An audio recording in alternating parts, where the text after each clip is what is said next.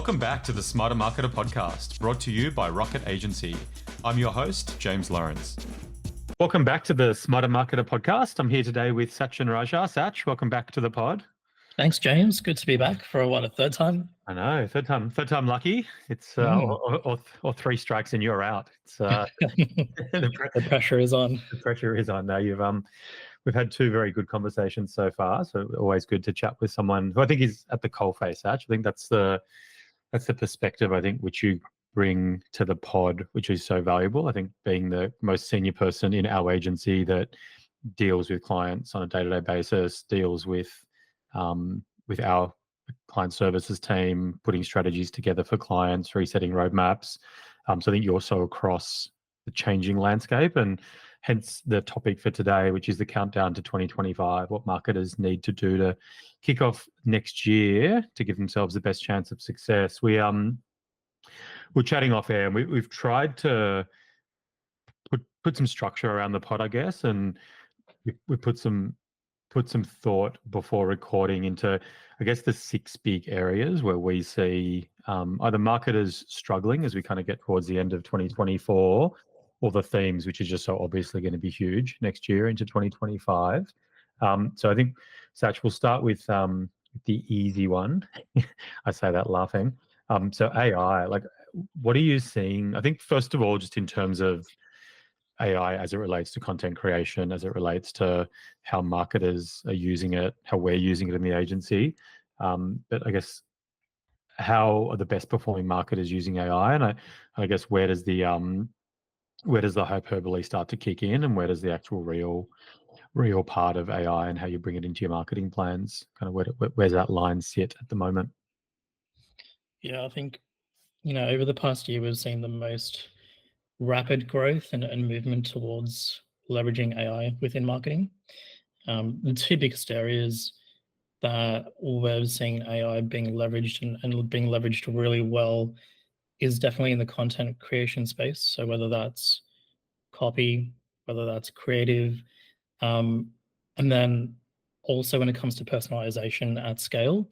And I think that's where a lot of the paid media platforms work really well when it comes to personalization. So looking at different tools, it's helped bring a lot of efficiency to play.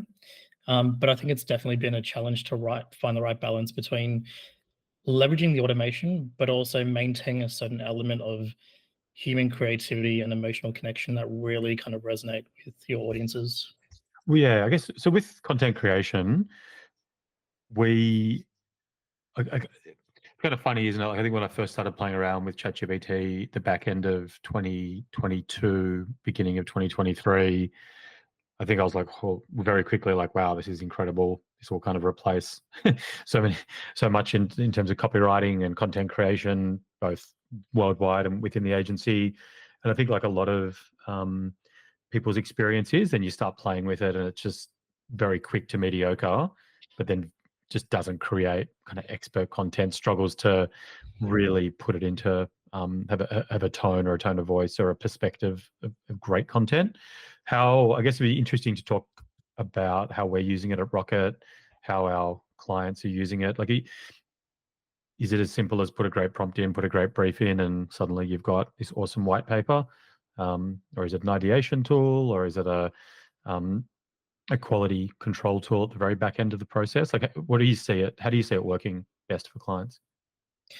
Yeah, from what I can see, we definitely have tried the full spectrum to see how we can leverage different prompts to output a full article that could be fit for purpose that clients can use. But from what I've seen, what clients have seen, it just doesn't kind of hit the mark when it comes to, like what you mentioned before, being on brand, considering tone of voice. So what we have used when it comes to AI is looking at using it for the ideation piece, looking at using it for research, which has definitely created a lot of efficiency for us. But we still find that we definitely are having to write most of the content. Yeah, that's right. I mean, our copy team within the agency has grown massively since generative AI kind of exploded.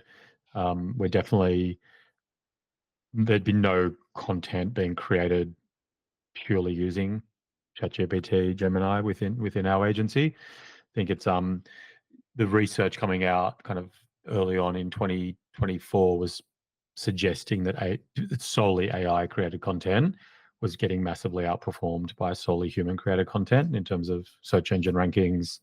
I guess from the Rocket perspective, we're not really seeing, we're not kind of seeing the transformation of what it takes to create great content. But I think it's probably the bar's moved, or it'd be very difficult to create great content consistently at scale without using AI at some level, I suspect, and that'll only get greater in the next 12 months, you'd have to think. For sure. Even 12 months ago, wasn't even thinking that we would need to grow our copywriting team, and here we are today looking at adding an additional copywriter. So definitely the AI definitely has its place, and copywriters still also have their place too. Yeah. What in terms of personalization, customer engagement, because I guess that's we had Kat Warboys on the pod, who's HubSpot's head of marketing in APAC region. That's kind of been the promise of, I guess, HubSpot and AI is very much around if you kind of keep your first party data, if you take it seriously, the technology, the tools will get to a point where it's this promise of kind of hyper personalization at scale.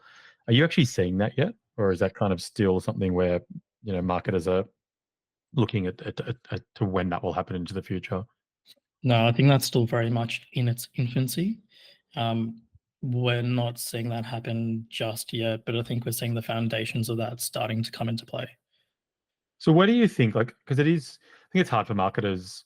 One of the inherent benefits of being in an agency, it's kind of age old, is that we get to look into, into many marketing teams. We get to run many accounts in similar verticals, or lots of accounts in Google or Facebook or whatever it might be. I think for marketers listening, how do you actually see AI practically benefiting marketers at the moment and into 2025?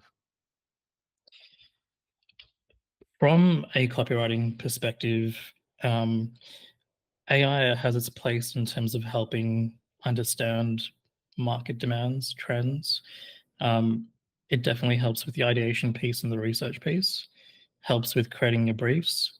And I think as the technology gets smarter and more advanced, we're definitely going to be able to move towards generating content at scale that can look at taking into consideration brand, tone of voice, and being more kind of human-centric in a sense. That's where I see it on the content side. If you look at the paid media side, just to bring it to practical terms, you look at platforms like Google Ads, you look at Meta, TikTok. AI is helping when it comes to leveraging large websites. So think if you've got a massive resource where it could be blog articles, ebooks, white papers, and you've got lots of landing pages, AI really helps you target people at scale in a very hyper personalized way. And doing that through the platforms themselves, right? Using their technology. That's correct. Yep. Yeah.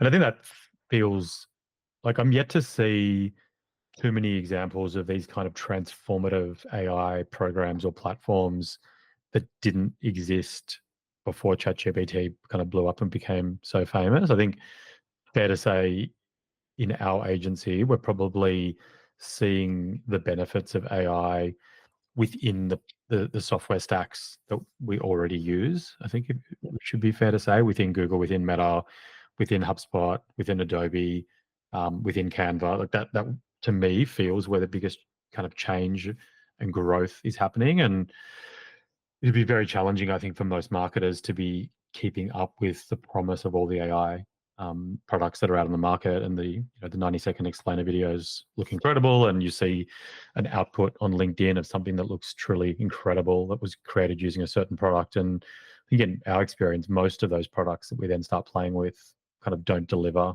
on the promise pretty quickly. Mm-hmm. Not at all to say that they won't at some point into the future, but they get to be you could send yourself pretty crazy trying to stay on top of all the explosion of products that are out there at the moment. That's right. And I just recently had an example with a client of ours where they had a pretty substantial product catalog. So we're talking thousands and thousands of products.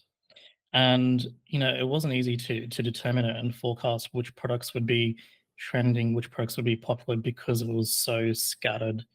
There wasn't a lot of data out there that could help us define what would kind of blow out one month or the next.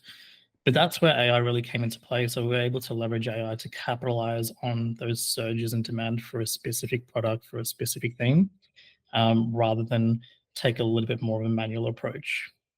Yeah, definitely incredible cutting through large data sets, right? Yep. You said research, all those types of activities, highly beneficial. So I guess that's the first one, which is probably adopt a cautious but optimistic mindset as it comes to AI in terms of how it can impact your marketing planning and your actual execution is probably fair. Coming into the second part, the second kind of pillar that we wanted to talk about is first-party data, which I think has kind of been simmering away for a while now, for years, in terms of it's important, it's important, it's important. I think marketers will have varying kind of sentiments towards it, from those that have been in businesses that have taken it very, very seriously. It's obviously not the sexiest topic, but I guess if we could talk a little bit about first-party data, where you're seeing the shifting tides, I guess, in terms of how clients are approaching it. Is it important? Why is it important? Discuss.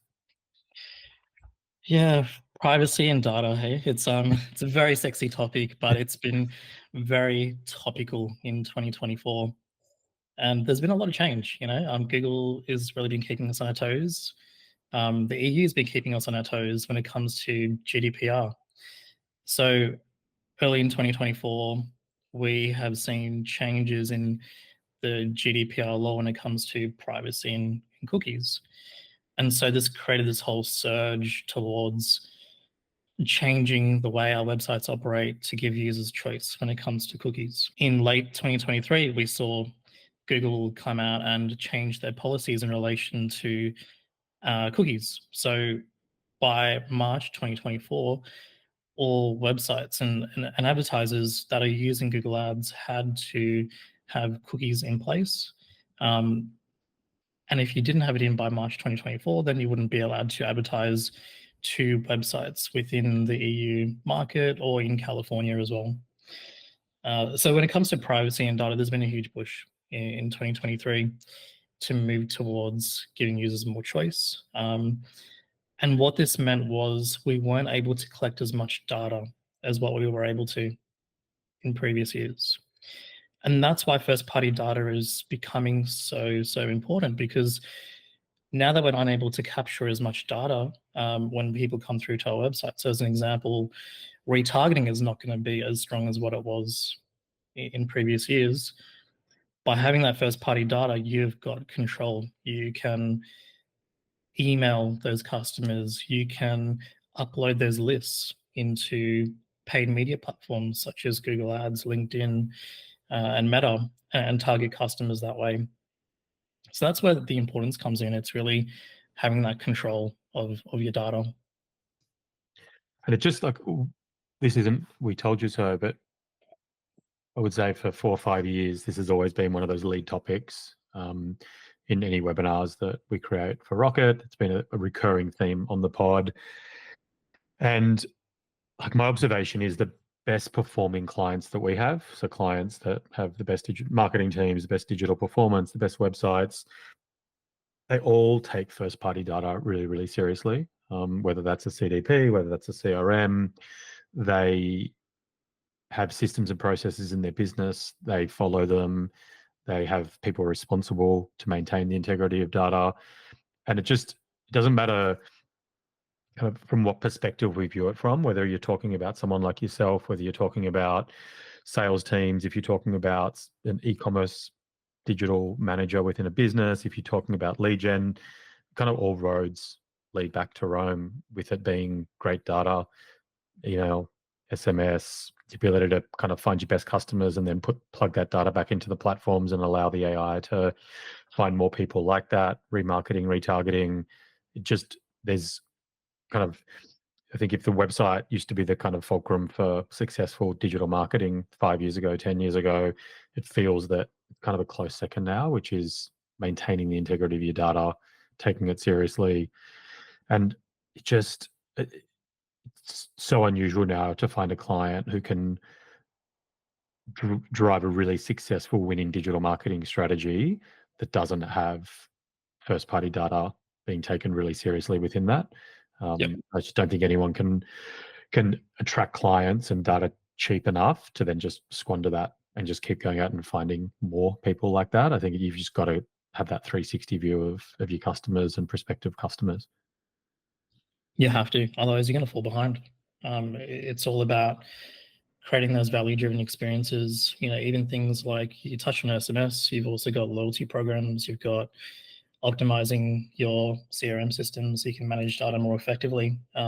Look at, certain e-commerce websites when you're shopping, and you're now starting to see platforms and CRMs that are leveraging AI and customer data to promote to you specific banners on what you previously viewed, or if you viewed a certain theme or topic or a certain product category, you're now seeing customized banners based on what your previous purchase history is or what your previous viewing history was. So you definitely need to capitalize on first party data, otherwise you're going to just fall behind. 100%. And so I think that's definitely a key takeaway, which is if you're not absolutely nailing this area, it has to be a focus in 2025. And the platforms themselves, the moves they're taking, just show that this is where we're headed. We look at Google put a massive offer in to buy HubSpot. You look at the investment of Salesforce into AI. The trend is going nowhere but deeper into this space. And then you look at all the privacy changes, which make it even harder if you don't control your own outcome there. So that's our point number 2 for the year, is take your first party data very, very seriously. Next one, Sach, is SEO and organic. I guess, what are you seeing out there at the moment? And I mean, first of all, does it still matter? Does SEO matter? Does organic matter? Has ChatGPT and Gemini killed SEO? Has it killed? There's a highly leading question. Sach is laughing, but I mean, I think we hear a lot about this, right? We hear about ChatGPT is the search engine of the future, and Google's kind of revenue stream from search ads will dissipate. Like, how are we feeling? Organic is still one of the, if not the top performing channel for a lot of our clients, whether you're in the B2B space or the B2C space, it is still one of the top performing channels. What we are seeing though is a spike and increase in the way people are researching. Like what I mentioned before, more and more people are turning to ChatGPT, turning to Gemini for that research phase. But when it comes to, if you think of it, the middle of the funnel and the bottom of the funnel, organic still has its place. But even still, when you look at the research phase, how does ChatGPT, how does Gemini source that information? It's through its organic results. It's through organic search. It's how well you structure your website, how well you structure your content, the authority of your website. Those are still all important signals when it comes to being able to serve up content within ChatGPT and Gemini. Yeah, that's it. I'm quite passionate about it. It's one of the biggest misnomers I think I come across, which is this kind of concept that Google's the dinosaur now and ChatGPT is kind of has taken over and SEO doesn't matter anymore. And you can mount the argument, but none of the actual facts of what we're seeing kind of stack up with it. It's still, all the data I've seen is that organic still takes about 53% of traffic is driven every day in Australia from Google Organic. And then you look at social, organic, paid social, direct, a whole bunch of other channels, kind of fight it out for the rest of it. The big studies out of America have shown that Google search is still growing in globally and also in markets like Australia, Europe, and the States. We haven't seen a huge increase in usage of ChatGPT in the last 12 months as it relates to taking search from Google. We've seen through Google's actions around Gemini coming out and saying that will become, I guess, the default search engine for Google. Google is obviously taking the development very, very seriously. But I think the point you made is the most important one, Sach, which is Google, the results for what we know as organic SEO and the results for what we're finding in Gemini, they're kind of coming from very, very similar places. And like I was playing around with just doing some kind of commercial type searches in Gemini and ChatGPT recently, and was wanting to see how Rocket would appear. And so I was doing things like, I'm looking for a digital marketing agency in Sydney. I only want one, give me one, and it would return Rocket. Then I'd say I want one that has won awards and has X and Y. And it's pulling the data from the same place. It's looking at the fact that we've got opinion pieces around the web, the fact that we've won awards, the fact that we've had PR mentions in B&T and Mumbrella and Marketing Mag and those types of things, which are all the same things that if we're devising an SEO strategy for a client, it's all about, to your point, building authority, doing PR, getting links to your website, having great content on your website that speaks to those topics. I really haven't seen too much that in terms of how you optimize a business to appear prominently in generative AI. They're all kind of the fundamental pillars that you'd also be doing to rank well through organic SEO.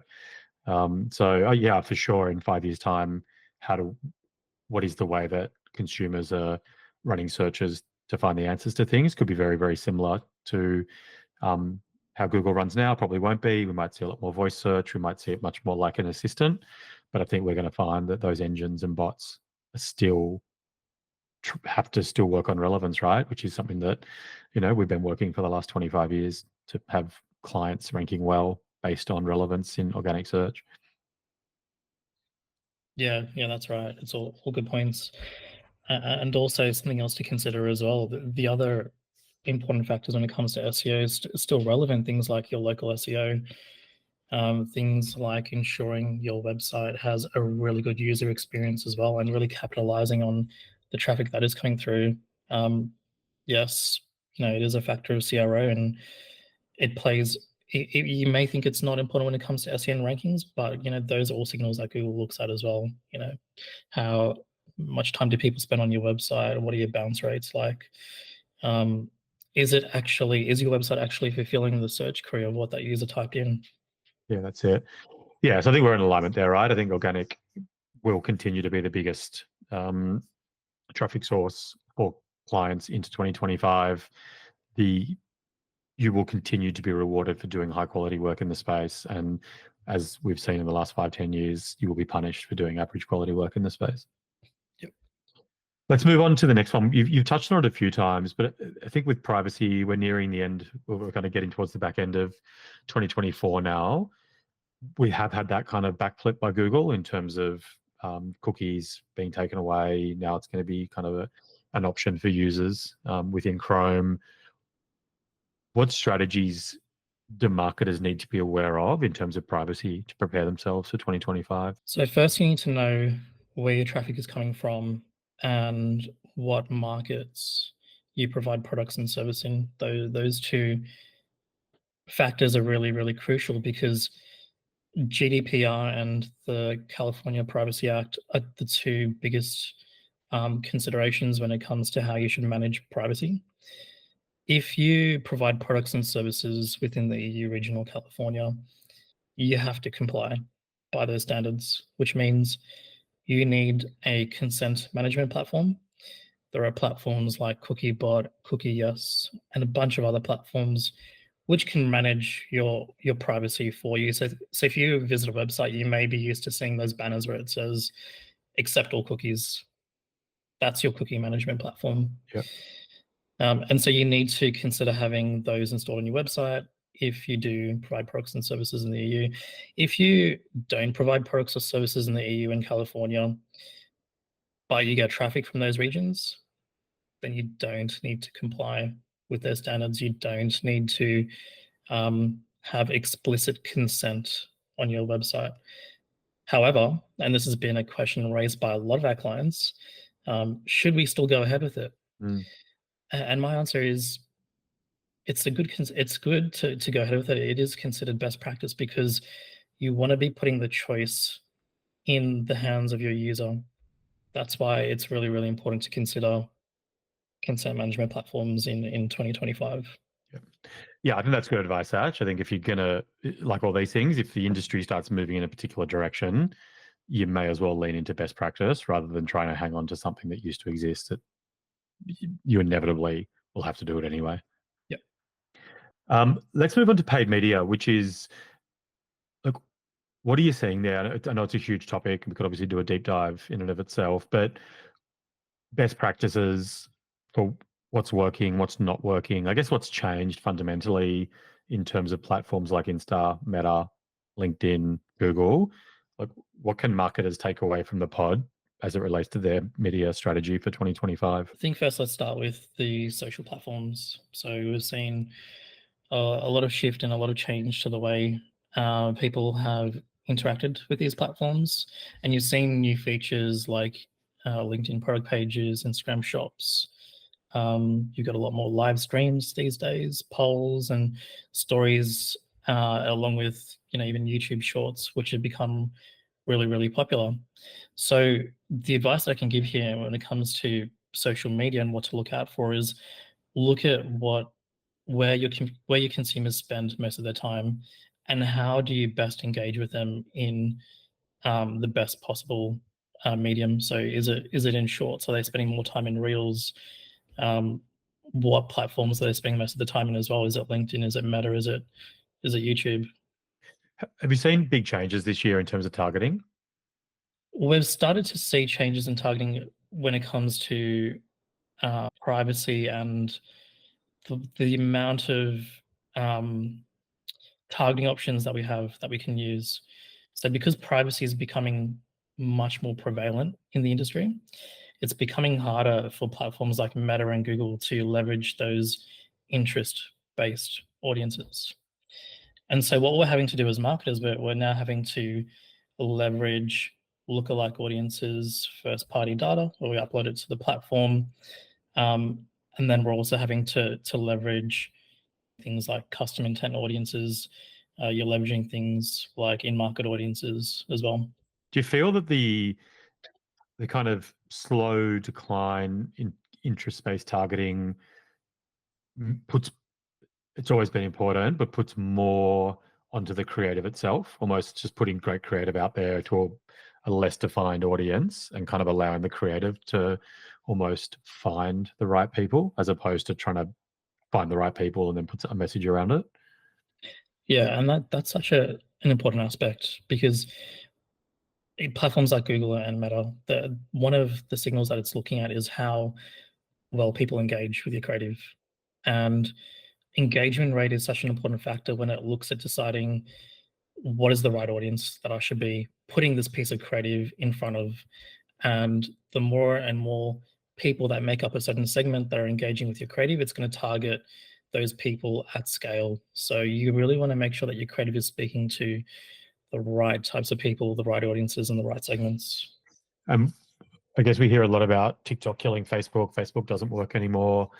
Well, and obviously everything's always a bit grayer than that. But like, are you seeing certain social channels performing better than others?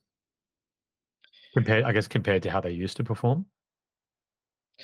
TikTok has been growing, particularly in the B2C space. It's been growing from a brand awareness perspective as well. However, we're still seeing that Meta has its place. It's still driving really good from top of the funnel to bottom of the funnel traffic, as it once was in 2023. And then this was one we did talk about off air, but cost. What are you seeing there in terms of cost to reach users in these types of platforms? It's becoming more difficult. It's becoming more saturated. And what I can see is CPCs rising. Year on year, I can see CPCs rising for a lot of our clients in a lot of different industries and verticals. And so that puts more emphasis on your targeting, and it puts more emphasis on your creative. Yeah, cool. What about the Google stack in terms of Google Ads, search, and then also YouTube, display, shopping, etc.? What are you seeing within Google? Not just cost, but also just general targeting. What's working, what's not working? Yeah, so again, cost rising in Google. In terms of what's working, what's not working. Definitely a big move towards AI and machine learning. You're not typically seeing Google Shopping campaigns, and you've got PMax campaigns. We're seeing more PMax campaigns being leveraged, because within PMax, you can actually leverage the AI and machine learning at scale compared to Google Shopping. DSA campaigns, so dynamic search ads. You've also got responsive display ads as well. Those are the types of ads that we're seeing being used more and more and getting better results than your traditional display ads. And how are we feeling about PMax? I think a lot of marketers out there kind of got burnt early on with PMax. It was very much campaigns were set up running PMax, incredible results came through. Then they realized that the quality of the results, the quality of the data was pretty average. People then went, we don't want to use PMax anymore. Obviously, we're kind of all being pushed in that direction.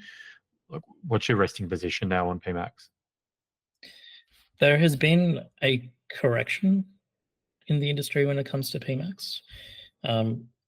We've leveraged PMax more for e-com businesses when we were going through that period, and we did pull back in PMax when it came to more of our lead generation based clients.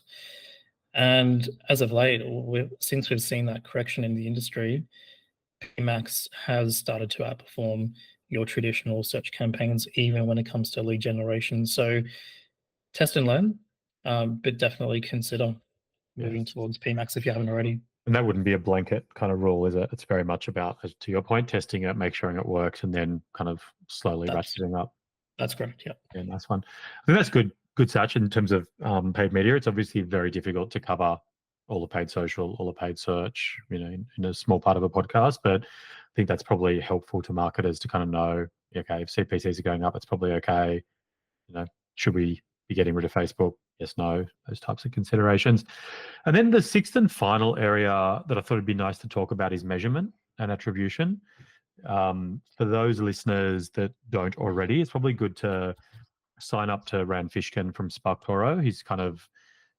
He said he was the founder of Moz many, many years ago, built that into a really successful business. He presents excellent content as it relates to digital marketing.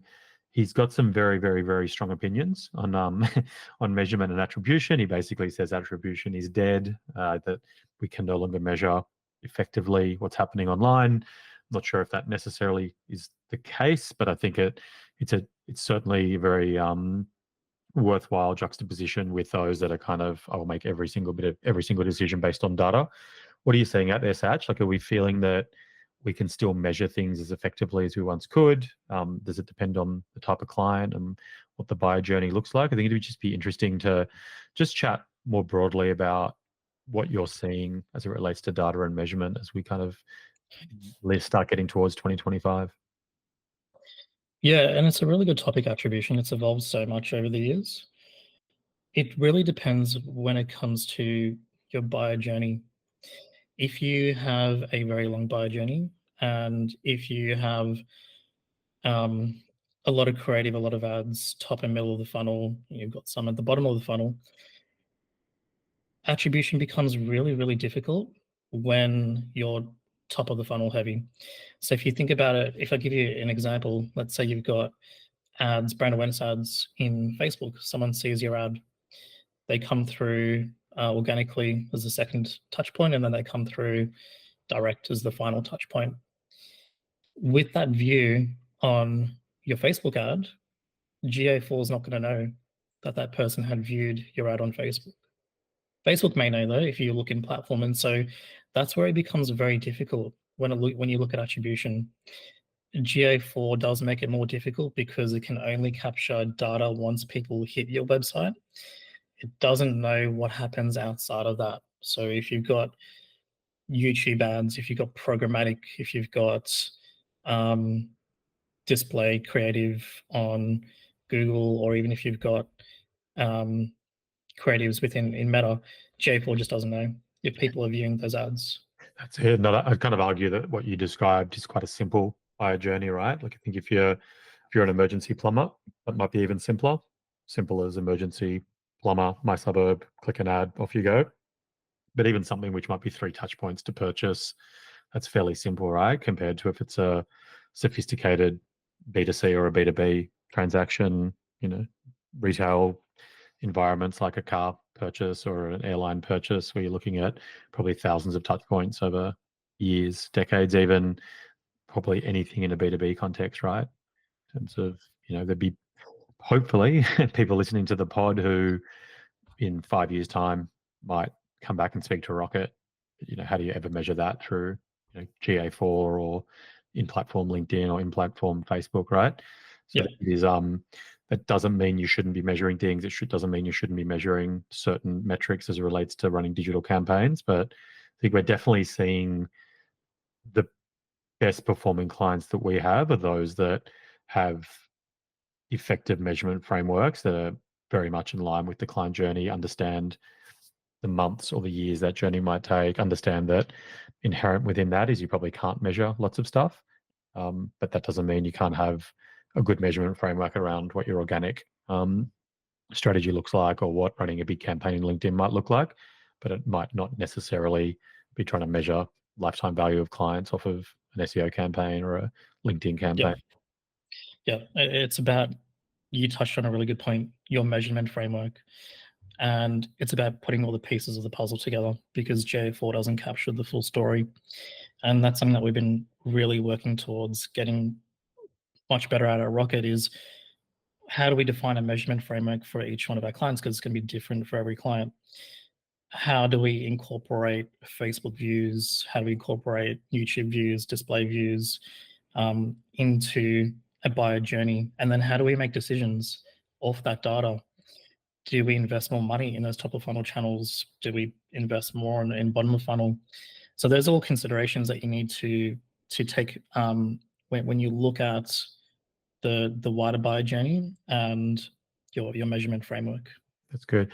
I'd recommend for anyone that's kind of interested in this space or who gets a lot of pressure from C-suite, from MDs, from CFOs, from heads of sales type roles, or even if you're a marketer in a team where your CMO's kind of pushing it up against this, I'd definitely suggest that The Long and the Short of It by Benet Fields is recommended reading, just to kind of arm yourself with information around long-term marketing versus short-term marketing, kind of, and the inherent limitations of each. Sach, I think that's a really good overview, I guess, of the 6 big pillars or themes of things that we see playing a huge role into digital success in 2025.